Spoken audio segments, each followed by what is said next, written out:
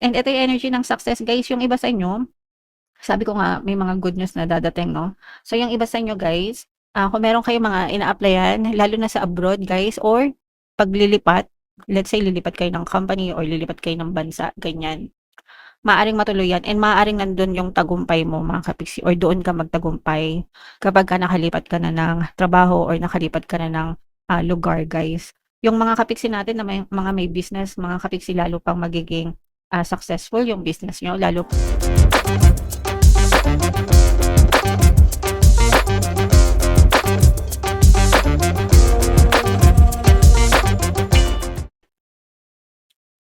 Hello guys, hello Aquarius, welcome back to Pinoy Pixie Tarot. Ang pamagat ng episode natin for tonight is mid-month kapalaran para ngayong June 16 to 30 para sa Aquarius, Sun, Moon, Rising Sign, and Venus. Unahin natin tong deck na to guys. Ito yung mga angel messages para sa inyo, Aquarius. So yung first message natin, eto guys, ibig sabihin nito medyo aligaga kayo, marami kayong iniisip guys, no? Or, hindi organized yung thoughts nyo, parang pakalat-kalat, ganyan. So, hindi nyo alam kung ano yung uunahin nyo, hindi nyo alam, disorganized. Yan. Hindi nyo alam kung ano yung uunahin nyo, hindi nyo alam kung ano yung gusto nyo, may pagka-indecisive kayo, ganyan-ganyan.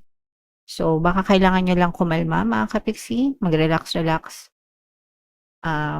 Yeah, so para makapag-isip kayo ng maayos, guys. So, pahinga muna kayo, guys. Baka masyado lang kayong stress or something. Another message para sa inyo. Ito naman guys, ibig sabihin nito, hindi pa kayo nakaka-move on from your past. Guys, bilanggo pa kayo ng inyong mga nakaraan. So, medyo negative ito guys kasi ibig sabihin, you're not totally healed yet or hindi pa kayo nakaka-release, nakaka-let go. And okay lang naman yan guys kasi minsan talaga hindi naman madaling kalimutan or talikuran yung mga bagay-bagay sa buhay natin. Pero dadating din yung time na mare-realize mo na it's about time, no? So sana ngayon mo na yan ma-realize para hindi na masayang yung oras mo. And another message, ito naman guys, this is good news for some of you. Maaaring may mga kontrata no, na dumating sa inyo, mga transaksyon, mga bagong proyekto. Lalo na kung meron kayong mga pending applications or may mga nilalakad kayo, mga kapiksi. For some of you guys, this is also a reminder no, na ilagay sa tamang balanse yung mga bagay-bagay sa buhay nyo, mga kapiksi. So, pasensya na kayo guys kung medyo nalilito kayo sa lighting natin. Gusto ko kasi natural lighting, kaya lang minsan masakit yung araw. So, pasensya na kayo. So, comment down below if naka-resonate kayo dyan, mga kapiksi. Ito naman ay sa love, guys. Tingnan naman natin yung love message or love advice para sa inyo. Have faith. The angels are working behind the scene to make this relationship flourish. So, sa relationship guys, lahat ng bagay naman, pero even yung relationship, dapat guys, pinagdadasal natin yan. Humihingi tayo ng gabay para maproteksyonan yung relasyon natin and para magkaroon din tayo ng harmonious relationship sa ibang tao, mga kapiksi, or sa ating partner or specific person. Okay? Alright, so comment down below if naka-resonate kayo dyan, guys. So, shuffle natin to. Aquarius, hanapin natin yung energy nyo. Habang sinashuffle ko to, panoorin nyo muna yung video natin regarding sa ating paano mag-manifest ng abundance video course. Kapiksi, sawa ka na ba sa mga struggles at hirap sa buhay mo? Masipag ka ba at masikap sa buhay ngunit hindi ka pa rin umaasenso? Ilang beses ka na bang nag-attempt mag-negosyo at mag-invest pero palagi ka pa rin nalulugi? Sa pagkakataon na ito ay maaaring may subconscious beliefs ka na nagiging balakid sa iyong pag-unlad at pagyaman. Introducing, paano mag-manifest ng abundance video course. Dito ay matututunan mong ma-overcome ang mga balakid mo para tuluyan ka ng umunlad, umasenso, sumagana, maging matagumpay, successful at maswerte sa iyong kabuhayan, pera, trabaho, negosyo, salapi at kaperahan ng bonggang-bongga. Dali, mag-send na ng email sa pinoypixie@gmail.com at simulan na ang iyong pagyaman ngayon. Alright, so sa lahat ng gusto mag-avail ng course guys, mayroon tayong paano mag-manifest ng abundance video course. Paano mawala ang third party at magkaroon ng harmonious na relationship, paano pabalikin si ex, revise, breakup. Sa mga interesado guys, mag-send lang kayo ng email sa pinoypixie@gmail.com. And sa mga naghahanap ng pampaswerte guys, meron tayong money shaker jar. Ito yun guys, no? Super liit, pero super effective, super powerful na pampaswerte. Inaalog yan guys. At saka ito. So, sa mga gustong swertehin, mag-avail na kayo niyan. Ito yung ating WhatsApp number.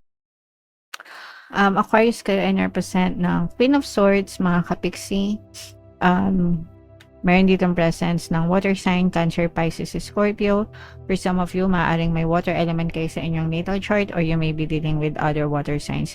This is a very, very positive set of energies, mga kapiksi. Una, this is about manifestation, guys, no? Mamamanifest nyo itong mga bagong opportunities na to, mga kapiksi, sa pagkakakitaan. Pwedeng bagong trabaho, bagong negosyo, or anything na bagong source of income. Parang ito'y binibigay sa'yo ng chance ni universe para bumilis guys, no, yung progreso or yung takbo ng buhay nyo guys pagdating sa kaperahan. And also mga kapiksi, parang ito rin yung binibigay sa'yo ng chance ni universe para mas malayo pa yung marating mo sa buhay, or this is also a form of help, no?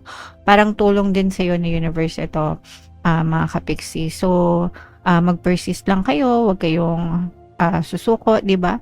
Try and try until you succeed, mga kapiksi. Pagdating sa pagkakakitaan. Sa panahon ngayon guys, hindi na uso yung isa lang yung source of income, no? Marami tayong sources of income. Minsan kahit may full-time job tayo guys, meron pa rin tayong mga side hustles para magkaroon tayo ng extra source of income. And okay lang yun, mga kapiksi. And kung meron kayong mga inaantay na mga update, balita, no? Sa mga in-applyan nyo, guys, or kung nanghihiram kayo ng mga pera, ganyan, or may nilalakad kayo na pera, kung naglo-loan kayo, kung may hinihiraman kayo, ganyan. So, dadating din yung mga good news sa'yo. At saka kung meron kayo guys na mga inaantay na mga incentive or bonus, ito usually guys nagre-resonate yan sa mga ahente, no? Sa mga sales agent, sa mga commission based.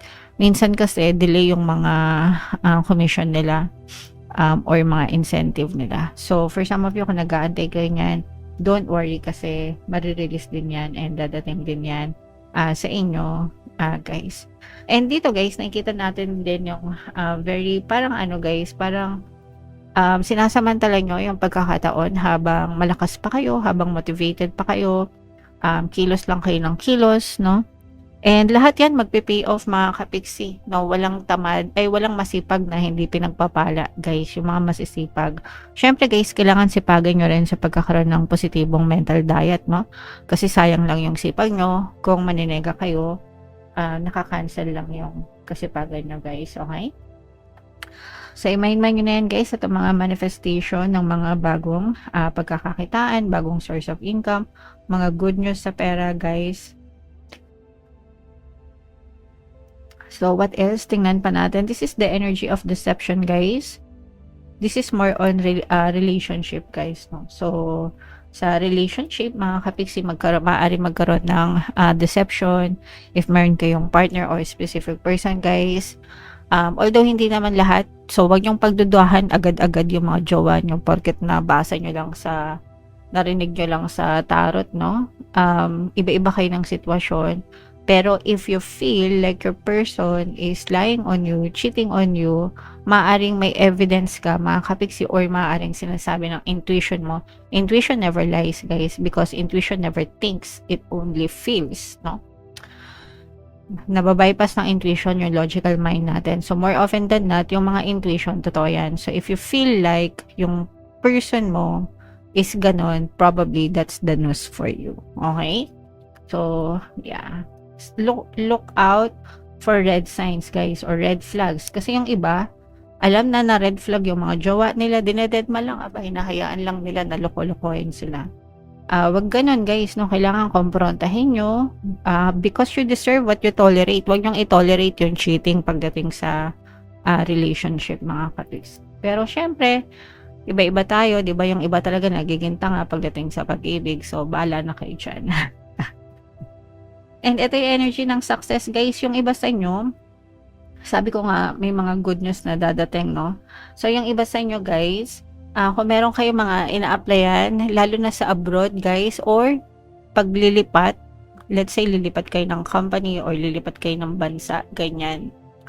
Maaaring matuloy yan and maaaring nandun yung tagumpay mo mga kapiksi or doon ka magtagumpay kapag ka nakalipat ka na ng trabaho or nakalipat ka na ng lugar, guys. Yung mga kapiksi natin na mga may business, mga kapiksi, lalo pang magiging successful yung business nyo, lalo pang lalakas yung mga benta nyo, lalakas yung negosyo nyo mga kapiksi. As long as syempre kailangan masipag, tamang strategy, and kailangan maging tapat din kayo, guys, sa mga binibenta nyo, no? Hindi lang yung basta makabenta. Make sure na quality and trustworthy kayo pagdating sa mga binibenta nyo para pagkatiwalaan talaga kayo ng mga consumers, guys. Yun yung magiging bahagi ng success nyo, mga kapiksi. Okay? Yung pagiging tapat sa mga kapiksi natin yan. Makaka-resonate dyan yung mga kapiksi natin ng negosyante. Alright, so comment down below, guys, if feeling nyo naka-resonate kayo. I-mind nyo na itong mga success na to, success sa negosyo, success sa business, success sa mga application, mga kapiksi, itong mga manifestation ng bagong pagkakakitaan. Yan yung mga magaganda, positive. So, i-claim nyo na yan, i-mind nyo na sa comment section. For more tarot readings, ito yung playlist nyo, guys. Ito naman yung ating success stories ng paano mag-manifest ng abundance video course. Panoorin nyo itong video natin, guys, about money shaker jars. Thank you for liking, sharing, and subscribing. See you next time, guys. I love you all. Have a nice day. Bye-bye.